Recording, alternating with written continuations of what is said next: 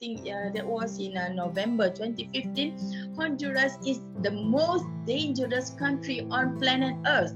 So when I entered this country, you just imagine the vibe because of lots of military checkpoints, and then a lots of the militaries themselves, and also with the tank cars, with the what you call that, the man holding the machine gun. You see. Hey friend, welcome back to the 1010 Book Club channel. If you are new here, my name is Billy Chan. I'm the bookworm that is based in Penang. On this channel is the best place to explore knowledge and books that help us think and gain life wisdom. Subscribe to us now and join us in our learning journey. In this sharing, we have Anita Yusuf, an adventurous educator that quit her job to pursue her dream. She said, "I better do something crazy before I get crazy." She is the first female motorcyclist who roam around the world solo. Share the stories from her Global Dream Ride series book, originally from Ipoh. This academician turns into an adventurous motorcyclist. Has been recognized by the Asia Book of Record as the first woman to ride around the world, having explored hundreds of routes in over 50 countries with her trusty FZ150i motorcycles, all alone. She is certainly setting an example that age is not a barrier to success. Anita will bring you to her adventures that might vividly let you imagine the excitement of her journey, the thrill of each corner, and her near-death encounters. Let's hear from Anita and enjoy her life lesson through this sharing. This granny is no ordinary granny. Okay, this granny rocks the world. Okay, so yeah, so how did I start with all this thing? Okay, for your information, I don't have many hobbies. My hobby is just traveling. I love to see the world. So prior to this, I travel backpacking. I went to many countries, and I always prefer to go alone. So maybe you are wondering, why alone? Why not with friends? Okay, first of all, last time, the first backpacking trip which I did way back in 2002. So I want to go to Europe, but then I was still studying at that time, and being students, we don't have much money. But I saved my PTPTN money. Instead of using it for studies, I save it because I want to reward myself after I've finished my exam. I want to go to Europe. But then when I asked some friends to join along, they said, of course, many want to come along. But then when the time comes, they say, "Oh, sorry, Anita, I don't have money. I cannot. I have family commitments, blah, blah, blah." So I got fed up. And then I went to Europe alone. That was my very first backpacking trip, and I already did it solo. So I was very scared in the beginning. But after that, when I managed to come home safe and sound after the first solo trip to Europe, then I start to, like, I want to go to see more places. That's how it started for me for the backpacking trip. And then after I gained more confidence, I went to more countries. Then in 2012, I faced a very serious relationship conflict, and I felt that my world seemed to be turning upside down. So at that point in life, I told myself, like Billy said just now, before I go crazy, let's do something crazy first. But I don't know what kind of crazy thing that I want to do at that time. So in the same time, I read a blog of a Malaysian cyclist who cycled to Kyrgyzstan. It seems like a very beautiful country. So I contact him and I ask him, okay, how do I see all these places? He shared beautiful, beautiful pictures on his blog, his blog, like the blue lakes, the green color rivers, the snow-peaked mountain. And then he told me that, okay, this country, Kyrgyzstan, is an underdeveloped country. So in order to visit all the places which he went to, I must have my own transport, because no public transport can take me to the places which he went. So I said, okay, I am a backpacker. I rely on public transport. Then, but I really want to see all these places. If no public transport can take me there, how do I go and see and visit these places? So he told me that I can hire a car car and driver. But the problem is it's very expensive, given that Kyrgyzstan is a mountainous country and you need to have a four-wheel drive vehicle to enable you to see the places which he went to. I tried to get some friends to come along, but then they asked me, Kyrgyzstan, where is this country? They've never heard the name of the country. So I was like, oh my God. So I tried to explain, but then even though I showed pictures of the places which the cyclists went to, but I couldn't get anyone to come along with me. And I can't afford to hire a car and driver because it's costly. Then this cyclist, he's the one, first he told me, maybe you can cycle like me, he said. But then cycling is going to take forever to reach. And I'm being a lecturer at that time. I can't afford to take long leave. I have semester breaks, but it's not very long. But if you want to cycle, like you need maybe a few months to cover the places. So I told him, no, cycling, no, that's not suitable for me. So he was the one who suggested to me, why don't you ride a motorbike? So I'm thinking, okay, remember I told you that I'm having a very serious relationship conflict at that time. So I'm thinking, okay, maybe this is the crazy thing that I can do before my mind go crazy thinking about my relationship problem. So I took the challenge and I picked up riding. So I picked up riding just because I want to see Kyrgyzstan in the beginning. That is the purpose. I want to go to Kyrgyzstan. I picked up riding, and then I also learned from there's another adventure rider. His name is Hadi Hussein. So I learned from him how to overland, how to cross border via land, and all the related stuff. And then after I've learned from this guy, and he took me to 5 countries, Malaysia, Thailand, Myanmar, Cambodia, Laos, and we rode all the way until the border between Laos and China. You just imagine the day when I started the trip with my sifu. I just learned to ride a motorbike on day 43. I already crossed border. So you just imagine, that is very, very crazy what I'm doing, and very risky, very dangerous. However, we managed to do it. I came back safe and sound after 22 days of this training ride, but I fell down from my bike for 6 times. Okay, and I almost, yeah, it's very, very, how to say, it's very dangerous, because I'm not a skillful rider. I'm very, very much a newbie. But after that, coming back, I start to get very addicted into riding, that at every opportunity that I have, even though it's just like only Saturday, Sunday, normal weekend, all I have in mind is I just want to pack my bag, start the motorbike engine, and just go anywhere. Destination does not matter, as long as I can go somewhere and just break loose. So I did that for 1 year, and then after I have more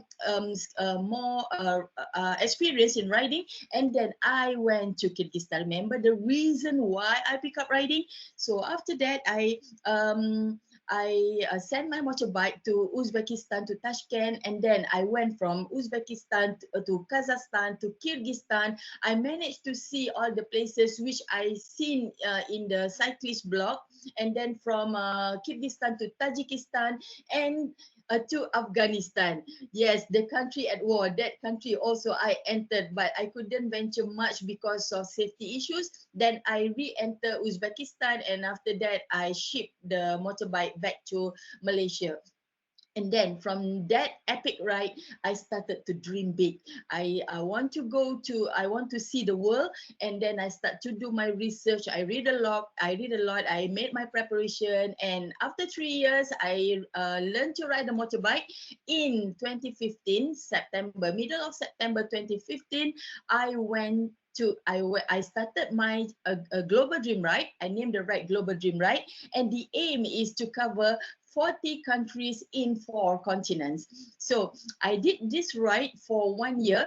I faced lots of challenges. Oh my God, it was really, really crazy, because my riding experience is only 3 years. I'm not good in riding off-road, and some of the countries which I passed along my way in all these 4 continents, some countries, the road was so bad.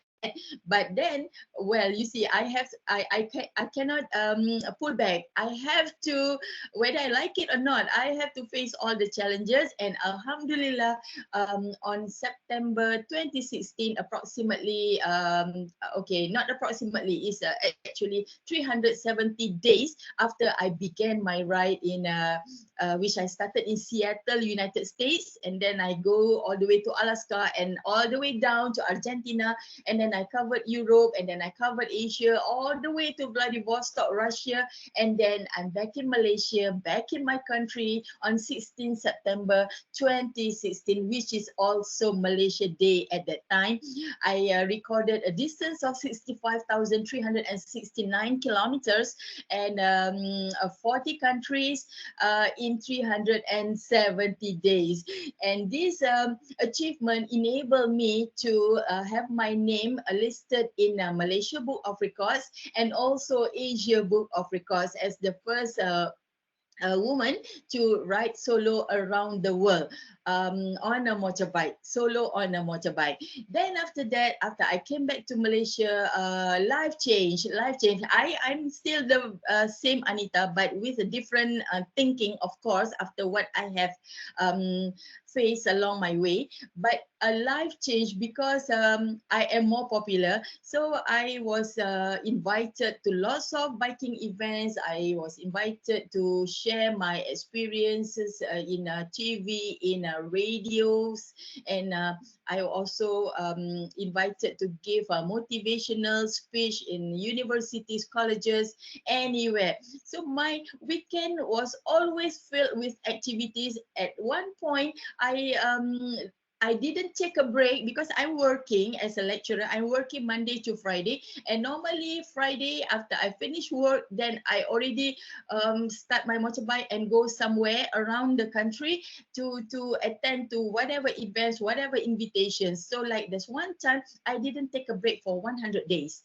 No break at all because all my weekends were filled with activities. Even though it kept me busy, but after a while I start to get bored. Why? Because I long to do a long ride. And then because in the same time also, I'm not so happy at my workplace. So I decided to opt for an early retirement. So in December 2019, I retired, and then I packed my things and I go for my second world ride. And this time I started in Cape Town, South Africa. So you see, when I did my first world ride, I didn't include Africa. Why? Why didn't I include Africa? The first world, right? The four continents mainly is North America, South America, Europe, and Asia. Why didn't I include Africa in my first world ride? Because I'm scared. Africa is still considered as a dark continent. So, and there's a very famous quote, which is Africa is not for sissies, which means that if you want to travel to Africa, especially on your own vehicle, especially on a motorbike or a bicycle, you really must be very, very strong mentally, emotionally, because these countries, they're still very underdeveloped, and the challenges are really huge. So because of that, I was scared to do Africa during my first world ride. But then after I came back to Malaysia, I regret, why didn't I include Africa in my first world ride? So I'm thinking, okay, so this time for my second world ride, I make sure that I start the journey in Cape Town, South Africa, and I wrote on paper, the plan is I'm going to ride from Cape Town, South Africa, all the way to Cairo, Egypt. However, I only managed to ride for 4 months, December 2019, January 2020, February, and until March 2020. Then what happened? As we all know, COVID attacks the world, the pandemic. So all borders started to close, and I was forced to stop my ride. At that time, I already managed to ride in 14 African countries from South Africa until Ethiopia. I managed to do 22,000 kilometers, but then all borders closed. I mean, the Ethiopian borders with the neighboring countries all closed, which only the countries which are not yet close their border at that time are South Sudan and also Somalia. So can I enter these two countries? No, it's a big no, because these two countries are at war. So these are dangerous. Africa itself is dangerous. What more, these two countries which are at war? So, you know, in Africa, people used to say that Africa is expensive. I must warn you in advance. If you want to go to Africa, don't think that an underdeveloped country is cheap. No, it's more, way, way more expensive than Europe itself. So there's a quote which says that in Africa, the continent, everything is pricey, everything is expensive, except for one thing. What is it? Life. Life is cheap in the African countries, because over there, anytime you can be shot, you can be killed, you can be robbed for maybe just for your handphone. So that's why the quote came up. You see, everything is pricey in African countries except for life. So yeah, I couldn't, and I also, I don't have the nerve to go to these two dangerous territories. So I have to decide. I have to make a decision, a fast decision. So I decide to leave my bike in the capital city, Addis Ababa, Ethiopia. I have a friend there. So and he agreed to let me keep my motorbike at his place. And then I flew to Tanzania. I flew to Tanzania because in my mind at that time, I thought that, okay, this COVID thing maybe is only like 4 months, 5 months. And after that, COVID dies and things will get back to normal. So no one, including me, we never thought that it's going to drag until now. 2 years, COVID still lingers, and always new variant exists. So like at that time, I was stranded in Tanzania for Tanzania and also Kenya for 13 months. It was very, very challenging. In the beginning, it was okay because I was tired after the 4 months riding. So I also need a break. So I choose a very, very beautiful island. The name is Pemba Island. It's north of Zanzibar Island. Very beautiful. It's like Maldives. So I was very happy in the beginning. I thought, okay, I have chosen a very, very perfect place to hibernate. It's a paradise. But after 3 months at that beautiful island, I started to get bored. You see, I am a nomad. I can't stay put at one place. I must move around. And the biggest challenge is because I don't have my motorbike with me at that time. Remember, I told you I left my motorbike in Addis Ababa. So without transport, it's very difficult because in the African countries, including the place where I was at that time, there is no lockdown. Even though COVID was very, very aggressive at that time, but the president didn't lock down the country. Why? The president said that if he locks down the country, more people will die due to hunger than due to COVID. You see, the people are poor. They need to work. They need to put food on the table. If they didn't go to work, if they didn't work in the plantation or any places which they work to get money, so they have no money to buy food, to put food on the table. So because of this, even though there are lots of deaths in the African countries, but the government, they are not being how do you call that, they are not being transparent. They didn't say the actual number of deaths, the actual number of cases. In all African countries are like that, because if they being transparent, then it's going to cause lots of damages to the country, especially on economy.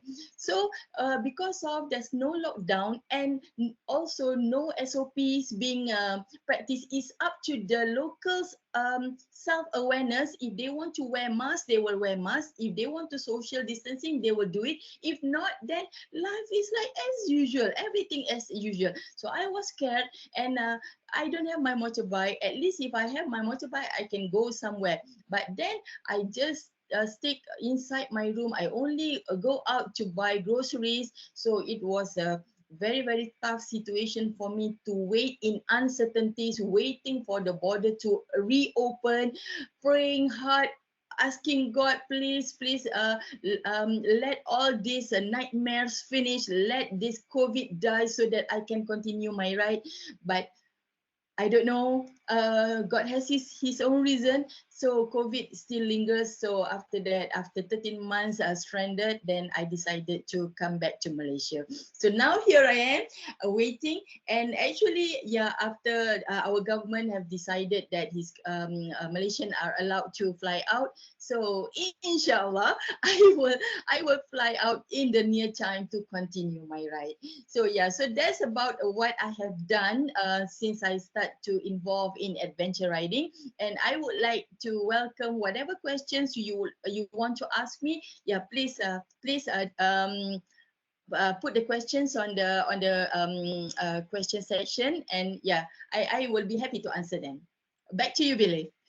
Anita, thanks again. I really encourage not just you all to put the question in the chat box, but also just unmute yourself, right? I think the reason is that the lockdown causes us to sit in these four walls, and sometimes it's better for us to hear sounds from different people and look at the face of different people. And Anita, I'm gonna start with this question from Bella. She put it on the chat box. Is that uh, um, is there any upbringing that you have built in those kind of fearlessness character in you that you just do it? Yeah, would you share about that, Anita? Okay, so a little history about me. Well, for your information, Billy, and also all the viewers, I actually came from a broken family. So my parents divorced when I'm 4 years old, and after that, I have stepmom. Not one stepmom, but a few stepmoms. I don't know. My late father, he's not lucky in marriage, so like I have a few stepmoms. And you know, when you have stepmoms, I'm not saying that of course there are some good stepmoms. Unfortunately, the one which I have, not so. So I was like, from very early age, I used to be independent, you know, because you have stepmom. So I lack of love, I have to be independent from very early age. I have already did all things by myself. And then when I was in Form 2 in secondary school, I moved from Batu Pahat, Johor. I'm born in Batu Pahat, Johor. So because my father retired, he was a teacher, he retired, and then we moved from Batu Pahat to Ipoh. In Ipoh, I went to a secondary school. I stayed in this school hostel. So you see, I enrolled late. When I'm in Form 2, then only I went to this new school and stayed at the hostel. Whereas all the other students, they enroll at the school hostel in Form 1. So everyone already has their own cronies, already has their own good friends, and I entered in Form 2. So I kind of like, I don't have friends. I mean, not good friend. I have friends at the hostel, but not good friend. So you see, the problem is that, okay, I'm sure many of you have heard stories, paranormal stories at the school hostels. For example, like Hantu Jepun, you know, the Japanese military ghosts and vampires and everything. So these are the stories which I heard the moment, you see, I just enrolled, and then I heard stories like this, which of course, being a 14-year-old at that time, I was scared. And then and also because I don't have really good friend who wants to accompany me when I need to go to the toilet in the middle of the night. And so you see, when I need to go to the toilet in the middle of the night, I wake up one friend, and then he said, no, she's sleepy, she wants to sleep. And then I wake up another friend, also ended up the same. No one wants to accompany me. So I cannot hold anymore. I have to brave myself to go to the toilet with all these horror stories in my mind. So you could just imagine. So I remember, it's still very, very fresh in my mind. The first time I have to go to the toilet in the middle of the night unaccompanied. So it is very scared. Actually, there's nothing happened. But because of you already set your mind that the ghost is in the toilet. So I was scared, but I have to brave it. And then even when I flush the toilet, the sound of the flush, it makes me jump. And then I ran back to my dorm and then like shaking on my bed. But then when another time, the second time, I need to go to the toilet in the middle of the night. Yes, it's still scary, but less than the first time. That's how it built the bravery in me, because I need to go to the toilet in the middle of the night. So after a while, then I get used to it, and I'm not scared anymore. So you see, I used to ask God at that time lots of questions. And also, I don't know why, from my early age, my thinking is different than my friends. I don't know why, but especially with my hostel friends, most of them came from kampong, because that's the reason why they allowed to stay at the hostels, because their house is far away. Whereas I am a town girl. When I'm in Batu Pahat, I live in the town center, so I am a town girl. So this itself is already a difference between me and my hostel friends. So the way I think is different. So they find me very, very different. That is the reason why I don't have a really close friends. I only have friends at the hostel, but not close friends. So some of them also, they didn't accept me. So I asked God, why this? Why do you make me like this? Why am I different? And also, I came from a broken family. Why am I denied love? Even after I grow up, I married, my marriage is also not successful. Why am I denied love? Why I don't have many friends at that time? So later in life, I found the answer. Actually, God is preparing me for a huge task, which is I'm going around the world solo. So this thing is only me can fulfill the task. That is why God gave me lots of challenges in life, because He wants to prepare me for this thing. That's why I have to go through lots of difficulties in life. This is what I can say. It's not actually upbringing, but more to faith. My life faith is as such, because God is preparing me to do a task which is going solo around the world and taking the country's name with me. Yeah. It's very good story, Anita. It's not just the moment that happened, but actually it's an accumulation of experience, memories, Yes. right? So I saw Junhong, you raised up your hand. You wanted to ask something? Yeah, I wanted to ask this, Yeah. along the same questions to Anita, right? Thanks for sharing. So I'm definitely, I believe you encountered a lot of fears, helplessness during your trip. So, do you have some tips that you can share with us, what we should be doing, or what you have done, right, to address those fears or helplessness during the travel? Okay, so this is a very, very common question. Thank you. Pang, is it? Pang, right? Junhong. Okay. So of course I'm scared. One way actually to reduce the feeling is you must have. I'm talking about my travel. Okay, so in the context of my travel, I reduce my fears by making lots of research. I have to have some an understanding about the places which I went to, which I want to go, which I want to enter. So I read a lot. I prepared myself. I make sure that I try to get as much information about the country before I actually roll my motorbike's wheel in that country. When I have some information about the country, I know that, okay, for example, like when I entered South America, no, not South America, beginning in Mexico, I know that this country, the crime rate is very high. So I need to be very, very aware of my surrounding, never ride at night. When I need to ask questions, I must be selective, things like this. So with research, because you have already have the information, so it reduces the fear. I know that I'm going to face this. So I mean, before the bad things happen to me, I have already take precaution. You see, so this helps to reduce the fears. And also another thing is that I I I'm a strong believer in God. Not to say that I'm pious. No, you see, I didn't really cover myself like me. I'm just wearing a headscarf like this.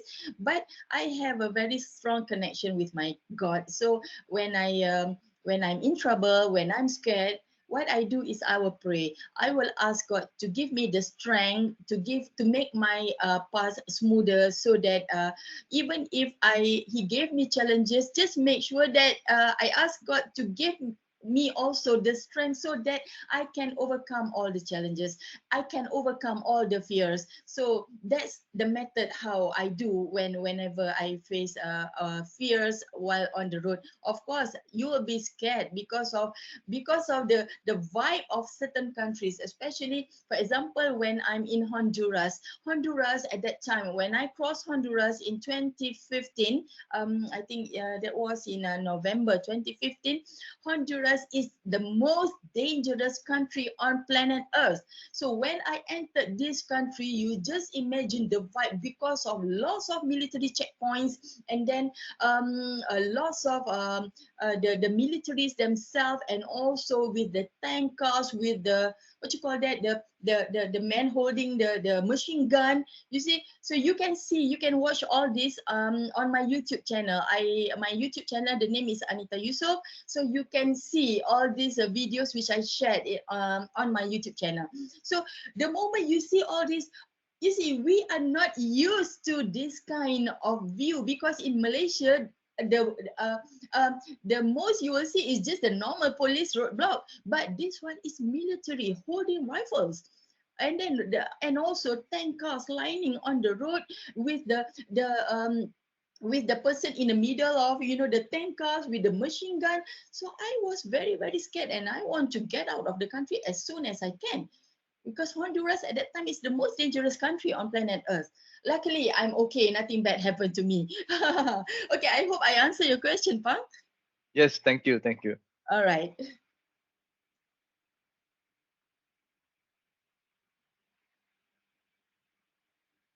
Billy, you have to unmute yourself.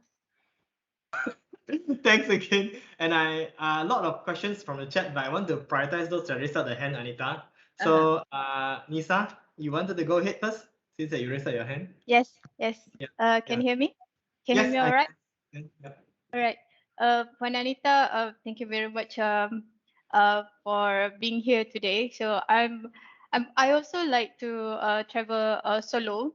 I've done my travel solo in Europe last 2 years. Just like about time where COVID appeared, and uh, and also it's hard to find a travel partner actually, unless someone close to you like my cousin. Usually I'll go with my cousin because there will be a lot of excursion during the travel, right?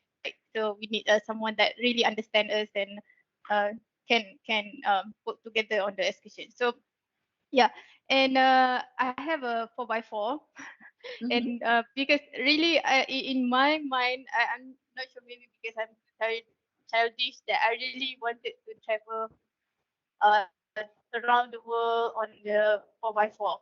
Mhm. So that's why I bought my Ranger. So I was thinking that how about the travel around four-wheel drive? Is it like, how do you see it? Is it going to be harder or easier than motorbike? And I also wanted uh, maybe you can give some perspective because you have experienced the travel on the motorbike. So what are the things that I should consider if traveling around the world on the 4x4? And and also um one more thing is about the how do you like finance for the travel?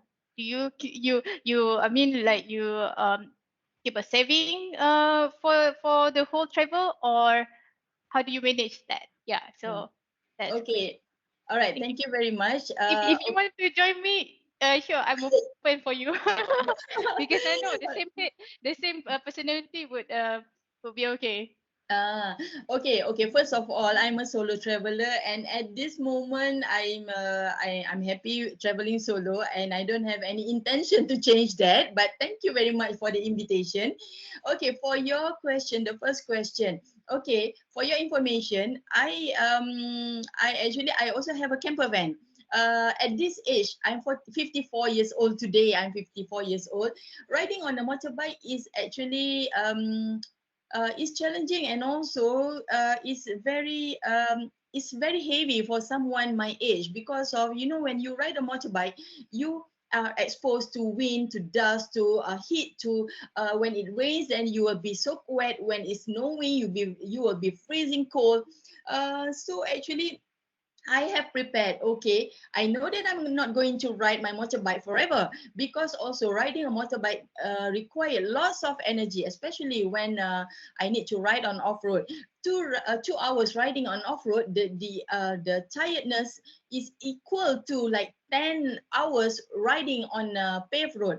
So I prepared myself with this camper van, but it is not a four-wheel drive. I actually wish I have a four-wheel drive vehicle. So when you said that you already have a four-wheel drive vehicle, that is an excellent choice. And of course, you can go anywhere with your four-wheel drive, but you must make sure that you are good riding on off-road. So you already have a perfect vehicle. What you need is just to, maybe you put a rooftop tent on top of your four-wheel drive, so you can camp anywhere, and then you can just go anywhere because of the vehicle. But if you don't have the off-road riding skill, then no point also. Even though you have a four-wheel vehicle, then you don't know how to ride on a rough terrain, so no point also. So you make sure that you do some training, driving on off-road, then you are good to go. I'm telling you, you're good to go. Okay, and the second thing is that also, not only you must know the technique of riding off-road using the four-wheel vehicle of yours, but you also must know some technical aspects as well, because should your vehicle break down, so at least the major, no, not the major, I mean the basic things of your vehicle, you must learn how to fix it.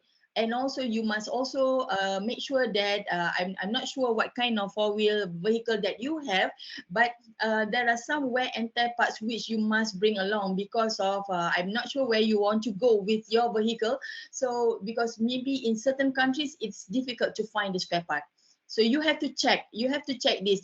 For example, like if you are if the brand of your four-wheel vehicle is a famous brand which can be found anywhere in the world, so that's fine. But if your four-wheel vehicle brand is something which not popular in other countries, then you must take along the spare parts. Okay, so for the second question about my fund. Okay, so my fund is solely from my savings, from my job as a lecturer. I save a lot. I work hard. I save hard.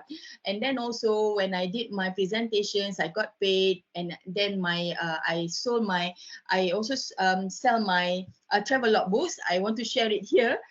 Okay, Billy, I hope you don't mind. So I've got like these 4 books. So after this, if you guys want to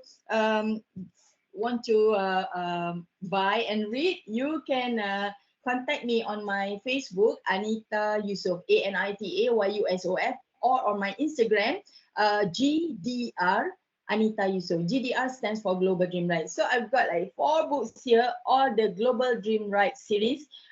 From the beginning, the preparation. So whoever want to go anywhere in the world using your own vehicle, doesn't matter, a motorbike, a four-wheel drive, a camper van, a motorhome, this is the book which you must have, because I shared all my knowledge on the preparation chapter.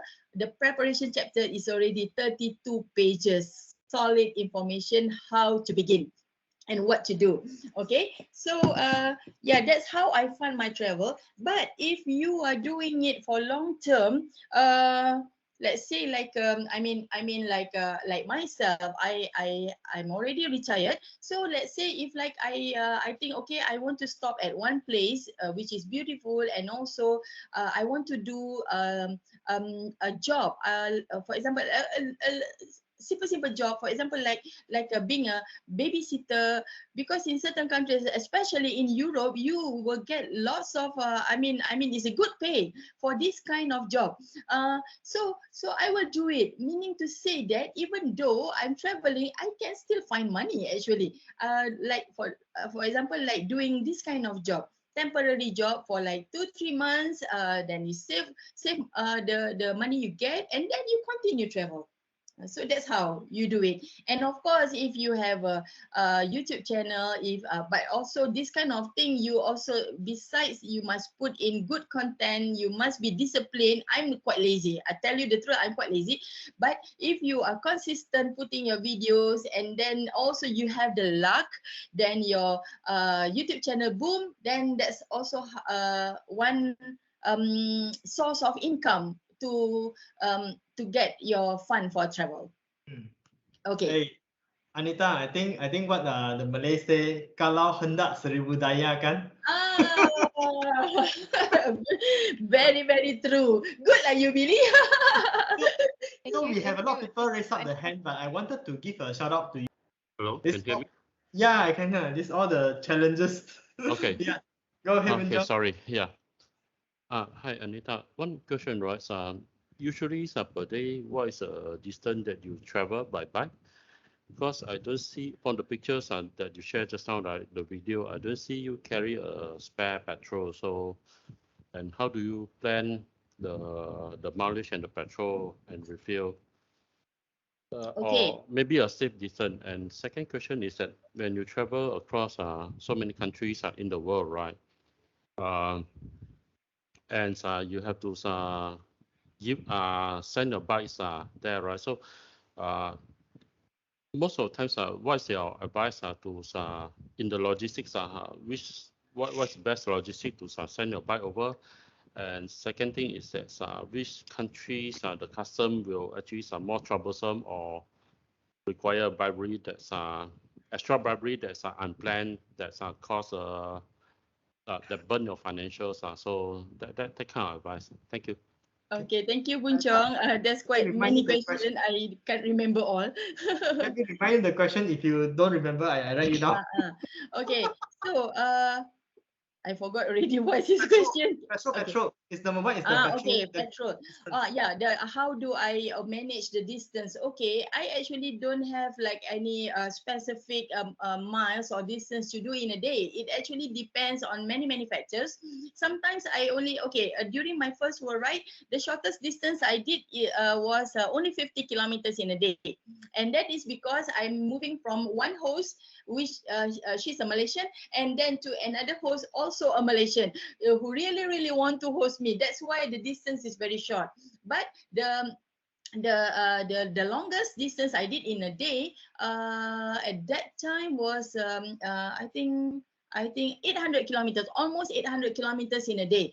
And why I did such a huge distance? Because I'm actually I'm chasing time. So because of that, I need to rush. And how do I like to determine whether or not I want to bring the spare fuel? Is before I start riding the next morning, that night I will check the petrol station along my way. I just use Google Map, and then I check, is there any petrol station along the way? Because I know that my motorbike, one thing why I choose this Yamaha FZ150 is because of it's a very fuel safe motorbike. So one tank of 12 liter, believe me or not, it can last for 450 kilometers. And you know, when you're riding or you're driving in a foreign country, the cost of petrol is really high. For example, like in Spain at that time, it reached like 8 ringgit per liter for a RON 91, not RON 95. What more on 97? So I have to choose a vehicle, a motorbike, which is a fuel safe motorbike, and Yamaha FZ150. It really fits the purpose. So when I check the on Google Map where is the location of the petrol station, then I can estimate. You see, but there are also some countries which the petrol station is hard to find. For example, when I'm riding in Chile, Bella, can you show the picture of the hand? I think it's on my. Let me show. Let me show you. I have it here. Okay. I think it's the slide number. With the hand, right? Okay. Yeah, the hand. Yes, slide number 16. Okay. So something happened to me actually after I take a picture. Oh, okay. Over here will be okay. You see just the hand. So something happened to me after I took this picture because I ran out of fuel. I almost ran out of fuel at that time. So you see, this sculpture, up, more, up. Sorry, This one, yeah. Okay. So, okay. So you see this sculpture, the name is Hand of the Desert, or in local language, the name is Mano del Desierto. It is in the middle of Atacama Desert. So when I reached this landmark, actually, I only have like less than half tank. So I thought that, okay, before that, actually, I have the option to refill, but I purposely did not refill because the fuel station has ran out of the cheaper fuel, and the cheaper fuel is not cheap. It's expensive for my wallet. I don't have much money when I did my first world ride. So because of that, I'm thinking, okay, never mind. I asked the petrol pump attendant. I asked him, okay, where is the next petrol station? And he told me, because he's speaking very fast, he's speaking Spanish. What I can hear at that time is only dos tres. Dos means 2 and tres means 3. So I thought it's like 23 kilometers. Okay, fine, no problem. So I just continue riding, and then I saw this landmark. I posed for pictures, and after that, I continue riding. But after 50 kilometers, I still couldn't find the petrol station. Then I start to check on my GPS, and my GPS said that the next petrol station is 200 kilometers away, and I only have half tank left. I was very, very scared because you see, if you're stranded in the middle of the desert, it's not funny, okay? It's not funny at all. And when riding on a desert like this, open space like this, I am also exposed to wind. So very, very a strong wind, which in the end makes me, I need to consume more fuel because of that. So I will share the wind videos after this for you to see how dangerous wind in foreign countries, not like what we are experiencing in Malaysia. For example, like if you are riding a motorbike in Kedah, and there's one stretch, I think is after Gurun. After Gurun, the loss of paddy fields, that you can feel more wind. That is only baby wind. That's nothing at all. Nothing compared to what I experienced. I'm going to share the videos after this. So that is the. After this experience, I was very, very scared if if my petrol finished. But luckily, I have to ride very, very slow. Luckily, when my when the tank almost empty, there it is, the petrol station. I tell you, I cried when I see the petrol station because I was so scared. So after that, I make a mind note that I must be very, very careful because there's in countries like this, sometimes even in the GPS or in Google Map, it says that there is a petrol station there. You have to read the review because sometimes the petrol station already closed. They already stopped business. So this happened to me many times. So if I am skeptical whether or not I will get petrol station along the way, so I will carry a spare fuel. In the video, you didn't see because of the footage which I chose for that video. I don't need to carry spare fuel. But after this incident, or at this landmark, I mean after the incident, after I take picture at this landmark, I carry a spare fuel in a waterproof bag. I don't have a jerry can, a proper jerry can. I have a waterproof bag, so I put the petrol inside there. Okay, so what are the other questions, Billy? So, Anita, we have quite a lot of questions. A lot of people raising their hand also. No. I mean, just now, Boon Hong asked me. I Yeah. think that So there are other questions. there's two more questions. I think number one is that the logistic of standing the bike, and also how do you ride on some of the countries. Okay. Okay. All right. country So is the the most logistic troublesome? actually, if it is from Malaysia, you need to send your motorbike to Mas Cargo, and or you give a call to Mas Cargo, and then you talk to the person there, and then they will advise you which airlines, depending on your destination, where you want to send your motorbike, for example.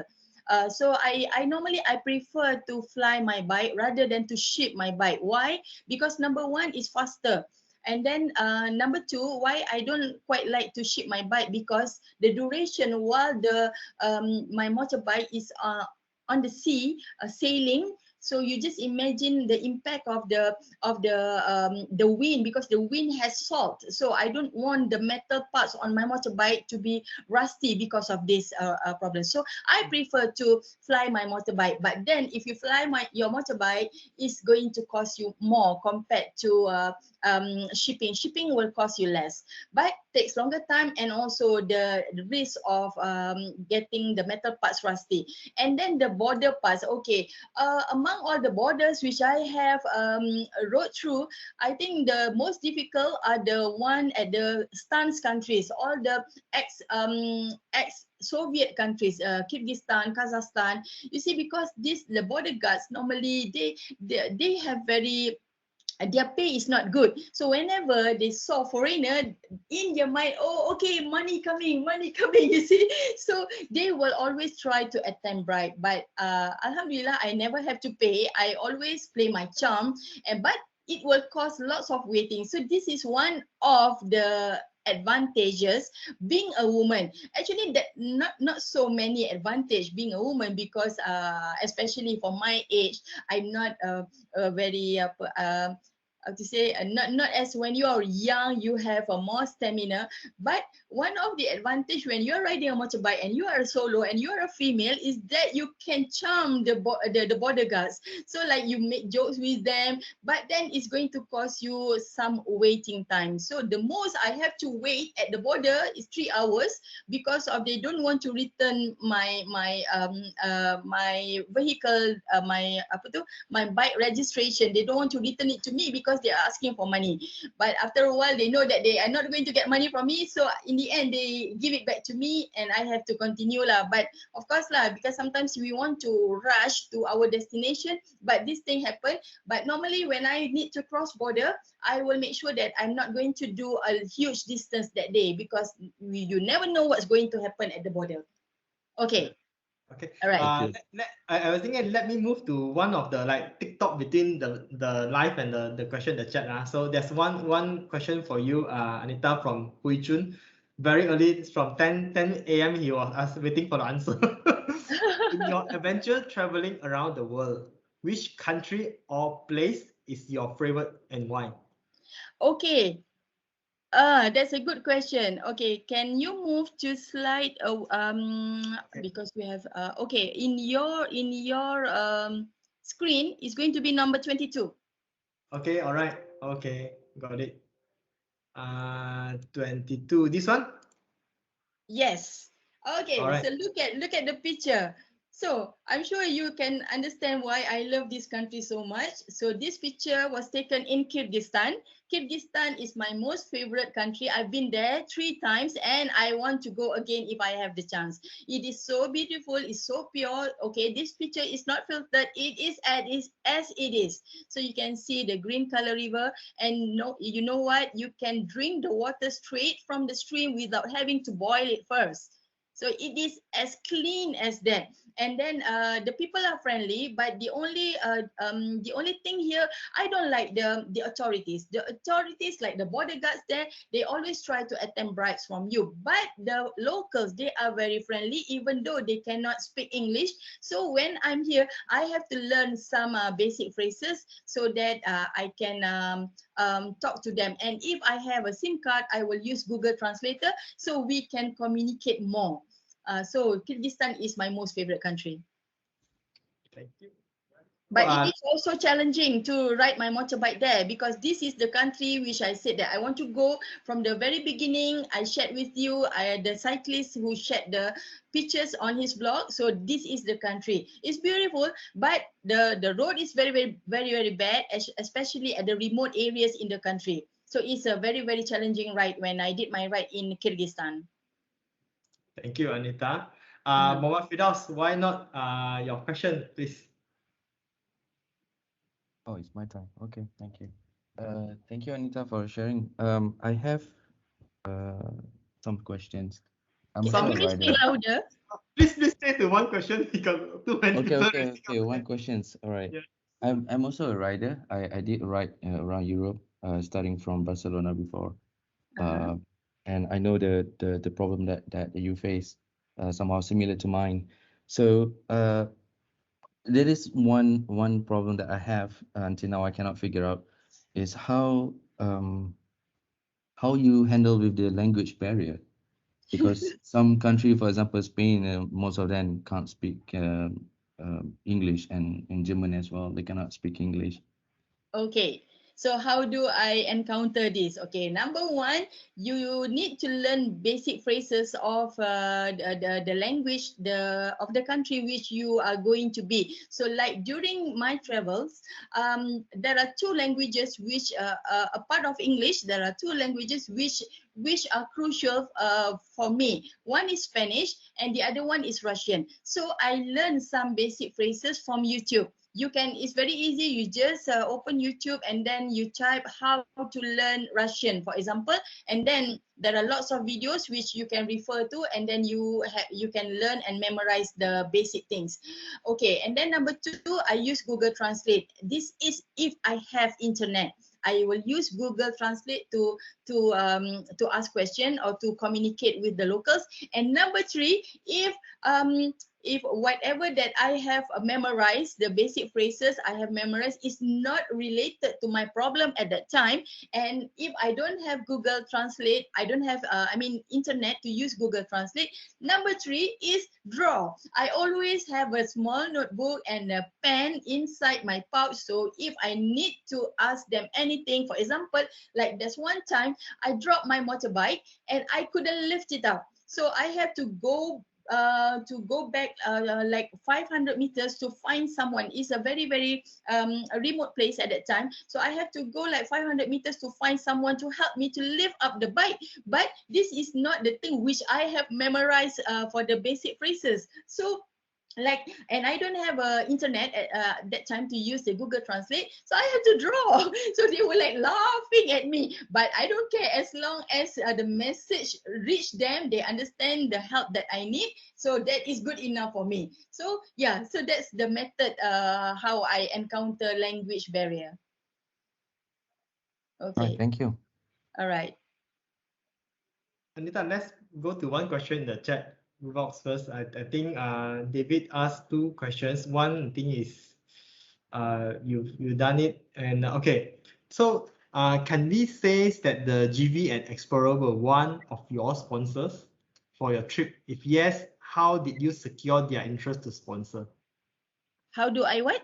Secure their interest to sponsor you. Okay. Yes, GV is one of my sponsor. Okay, for your information, when I did my first ride, the training ride with my Sifu at that time, so my Sifu, he has a good connection with GV, so he get some sponsorship items for me. So that's how I get to know GV. And then after that, when I did my ride to the 5 Central Asian stance countries, I approached GV and I asked them to sponsor me some items, which they give happily.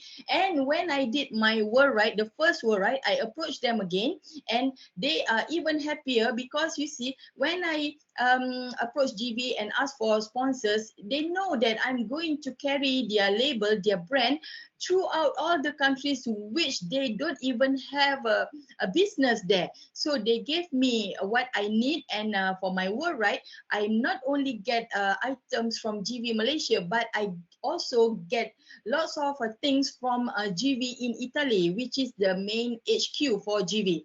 How do I secure interest? Of course, you know, if you want to do a ride like only to Thailand, so many people have done it before. So if you ask GV to sponsor you some things for a ride to only to the neighboring country, it might be difficult for you to get it. But if you choose a destination or a place which is not common to Malaysian riders, so you have more chance to get sponsorship things from GV.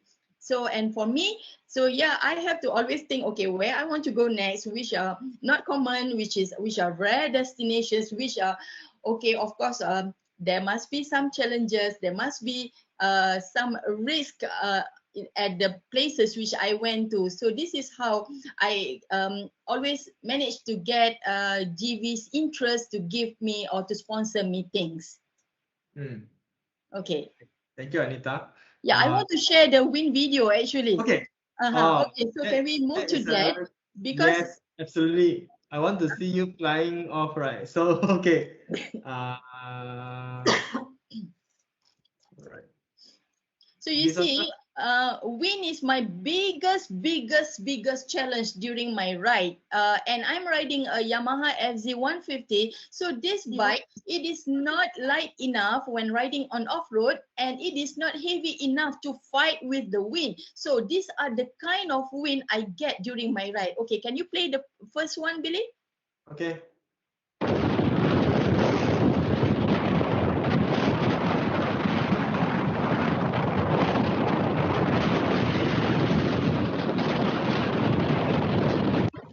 Okay, so wait, so that video you have seen just now, that is the moment when I entered Patagonian region in Argentina. Patagonia is very beautiful, but it's also famed for crazy wind. So when I just arrived Patagonia, that is the kind of wind which welcomed me into that territory. So it was really like a shock for me to get that kind of wind. Okay, we move to the next one.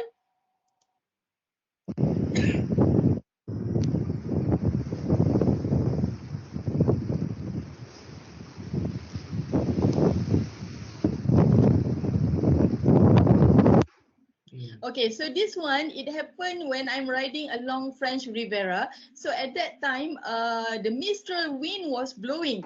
I didn't know that that region is famed for its high wind areas. I didn't know this. Even though I read a lot, I made my research, but I don't know, somehow I missed this part. And the worst part is that when I'm riding at this area, the French Riviera, the Mistral wind was blowing at that time. So I was almost like being blown away. Just imagine what kind of thing this kind of wind can cause to my my motorbike. Motorbike is not like car. Car is heavier, but motorbike is lighter. So this kind of wind can I can drop my bike because of this kind of wind. Okay, we move to the third one. Okay.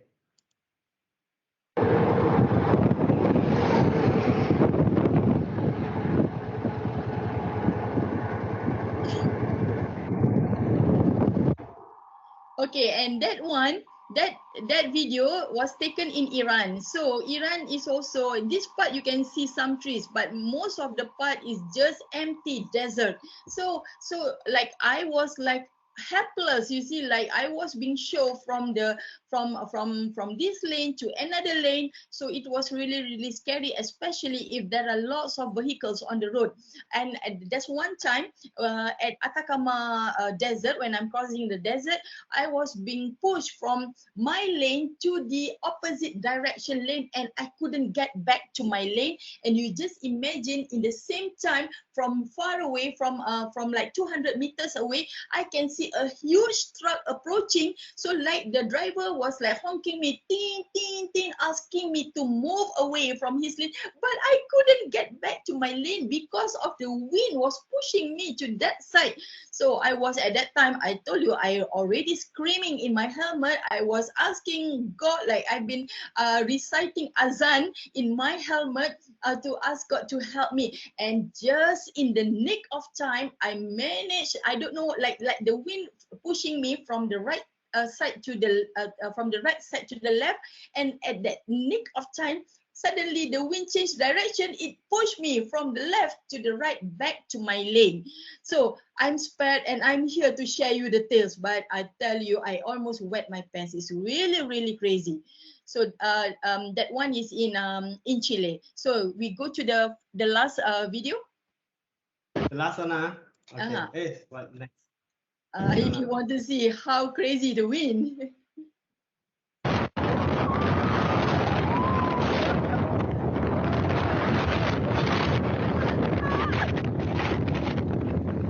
Are you flying? Just curious.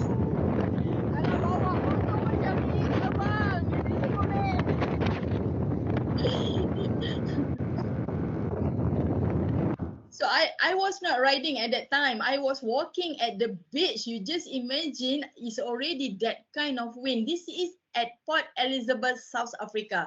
And Port Elizabeth is very, very famous for its wind. Very, very crazy wind over there. So if I'm riding my motorbike, I don't know what's happening. And at that time, the beach is empty. No one there except me and my host because of very, very windy that day. And the craziest wind which I experienced during my ride, I was stranded in Argentina for 3 days because the wind reached 103 kilometers per hour. You just imagine what is going to happen if I ride my motorbike with that kind of wind blowing and I need to ride my motorbike on off-road. So like on a paved road also, when you have to face a wind like this, is very, very dangerous and it's very, very difficult because I have to like riding like this because the wind coming from the Pacific Ocean from my right hand side. So it's like pushing my bike to the other side. So I have to like lean like this, fighting so that the wind didn't blow me away. So I was like have to like tahan like this, and then try to get back on my lane. But at least in Argentina, the road is empty. But in French Riviera, when the mistral wind was blowing, the road was heavy with traffic. So you just imagine, like, it's really, really scary. Okay, back to you, Billy. Anita, I don't think we might finish on time because we are 11:30 now. How many questions that we can take about Anita? Can we? Sorry, you're asking me, right? Yeah, maybe we take 3 more questions. Okay, I think 2 more questions. 2 more questions, all right. Maybe to Navya and Hafiz then. Navya? Yeah, hi, Billy. Thanks for Hi. the last minute question, actually. Most of the questions I thought is almost covered by everyone. I just want to ask about one thing because I am a backpacker myself and I travel to few countries backpacking for weeks. But I always worry about coverage of insurance, like how the insurance is covered and in terms of medical emergencies. Can you recommend like how you bear the insurances and coverage and how you take care of those kind of things? Okay, this is a very, very good question. Thank you very much.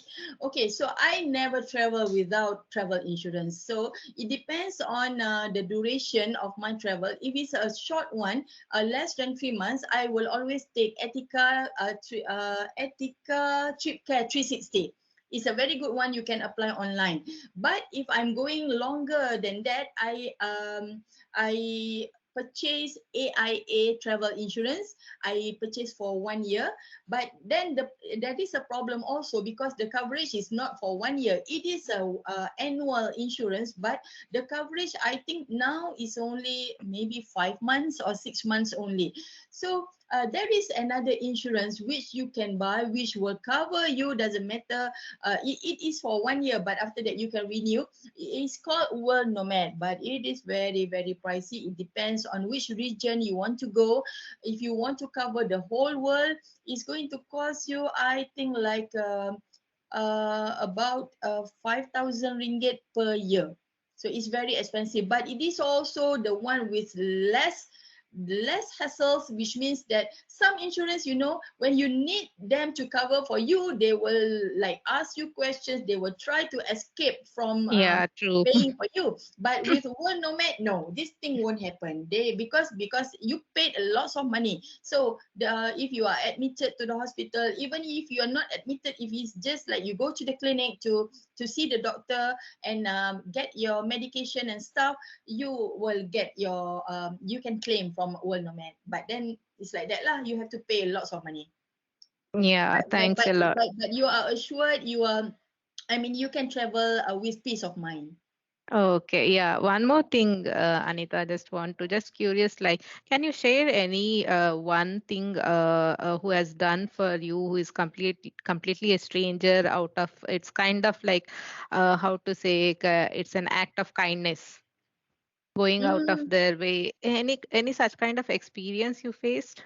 Oh, that one, I think if you want to know more, is all in these books. These lots of kindness which I receive from strangers along my way is unbelievable, I tell you, because you see, these are all strangers. I do not know them. They're from different background, different skin color, different religion, different language. But you know, it's like it's so amazing, so unbelievable. They shared their roof with me, they feed me, and some even gave me money. So it's just like wow, lots of stories. If I want to tell you, it's going to drag more time. But you can get my books. You can read, and it will give you some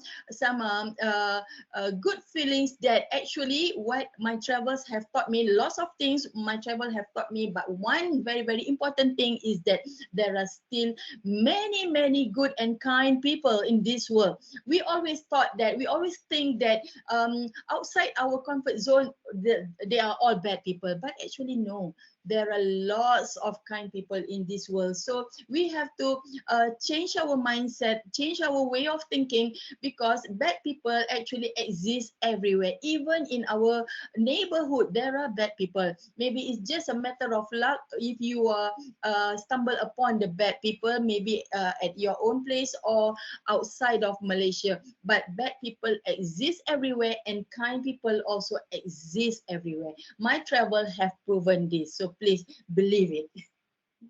Thanks Okay. a lot, Anita. Yeah, thank you so much. Okay, welcome.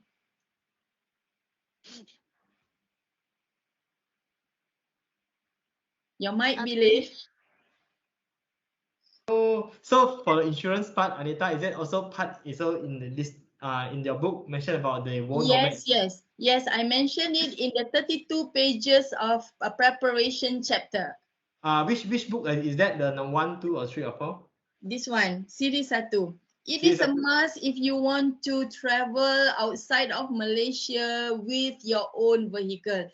Really, I turunkan my ilmu all in this book. Yeah. Okay, terima kasih. All right, so I think we get one more question from Abdul Hafiz. Yeah. Hi, Anita. Hi, Billy. Hey. Thanks for letting me ask the last question. I just want to ask, what kind of food do you pack along, and how do you find your food supplies, especially on tough countries like Africa? And if you're visiting a country as a tourist, I know, for me, eating is one of the main event for me. But as a traveler, I believe you're just bringing what's only necessary.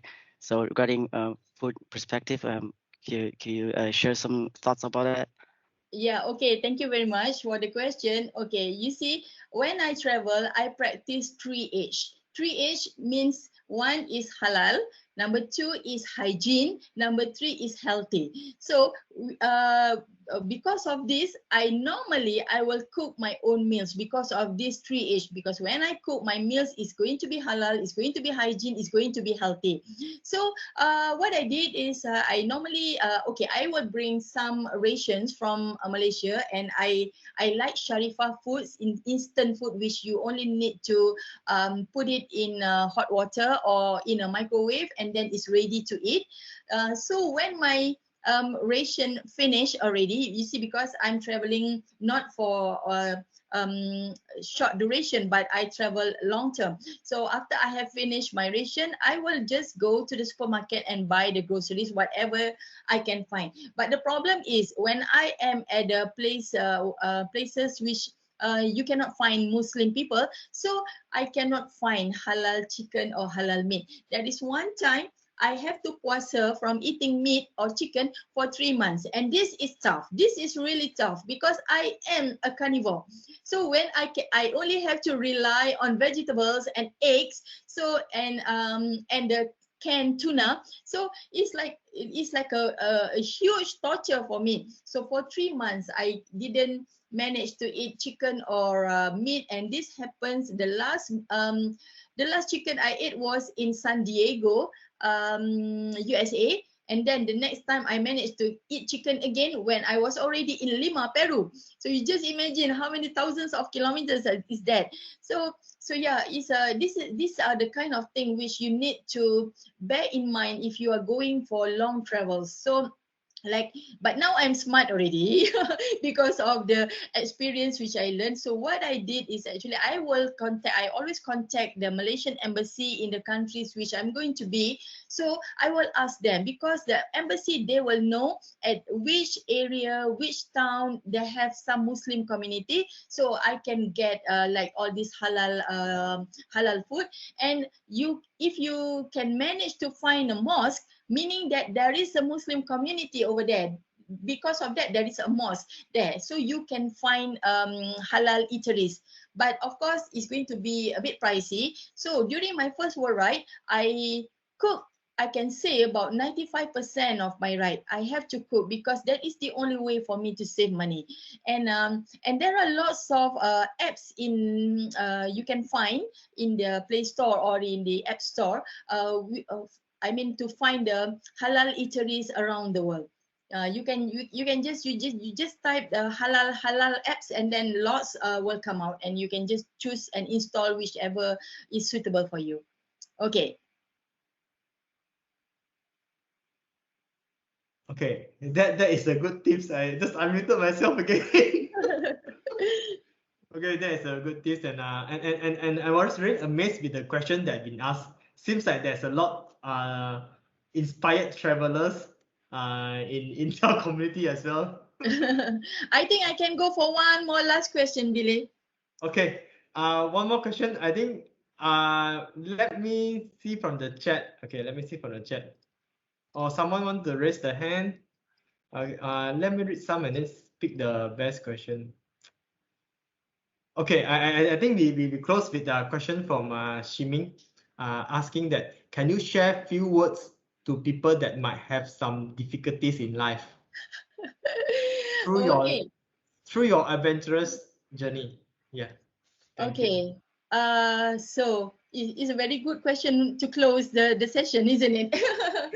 Okay, so what I can say is, okay, each and every one of us, we have problems in life, and especially during the pandemic. So like we and problems, manusia and masalah is just like irama and lagu.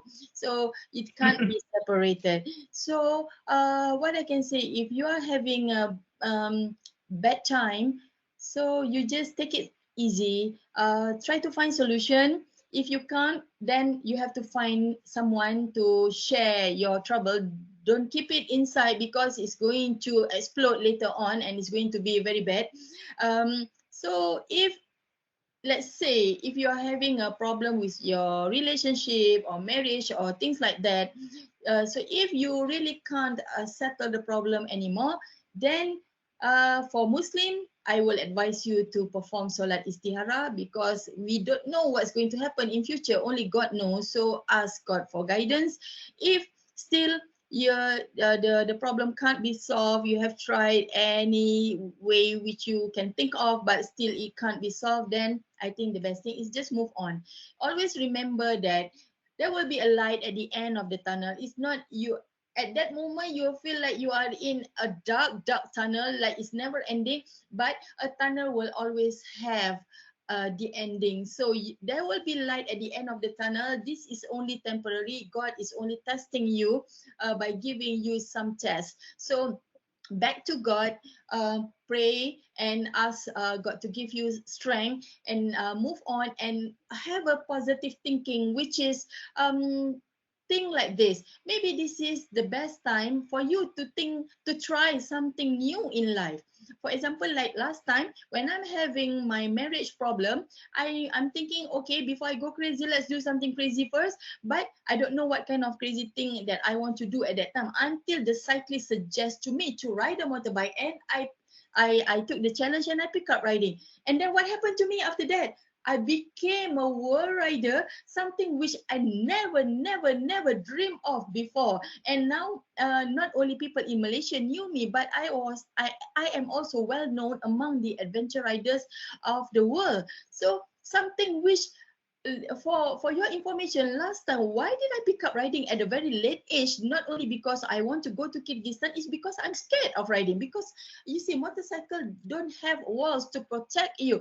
It just a very minor collision, you will drop the bike and you might be dead on the road. So I'm very scared to ride a motorbike. But because of the big problem which I'm facing that time, it turned me from an ordinary woman to an adventure rider. And now I'm talking to you, sharing my experience. So just take it positively.